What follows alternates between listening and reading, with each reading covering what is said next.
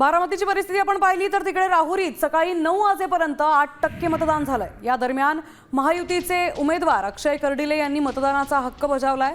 राहुरीत अक्षय कर्डिले शरद पवारांच्या राष्ट्रवादीचे गोविंद मोकाटे यांच्यात मुख्य लढत होतीये। दोन्ही उमेदवारांनी विजयाचा विश्वास व्यक्त केलाय। दिवशी साहेब आपल्यामधून गेले त्या दिवशीपासून एकही व्यक्तीने मला एकट्याला सोडलेलं नाही।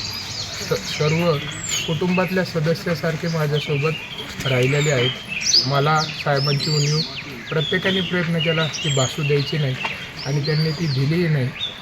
पण निश्चितपणे मला पूर्ण विश्वास आहे की हे आज सगळे जे माझ्या मागं उभं आहेत ते साहेबांनी कमावलेले आहेत, त्यांनी घडवलेले आहेत, सांभाळलेले आहेत। म्हणून मला नगर राहुरी पाथर्डीच्या जनतेवरती डोळे बंद करून विश्वास आहे।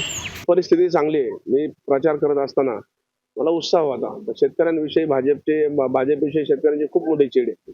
शेतकऱ्यांविषयी भाजपने काही केलं नाही। भाजप सरकार अपयशी ठरलं असं चित्र खऱ्या अर्थाने असल्यामुळं मतदान हे राष्ट्रवादी पक्षाच्या पवार साहेबांच्या पक्षाला म्हणजे गोविंद मोकाटेला मतदान होणार आहे। आम्ही तिथं विजय प्राप्त करणार। तनपुरेंच्या भूमिकेवर फटका बसायचं काही कारण नाही। पण तनपुरेंचे सगळे कार्यकर्ते म्हणा, तनपुरे म्हणा हे माझ्या पाठीमागं खंबीरपणे उभा आहेत। मला निवडून येण्यात काही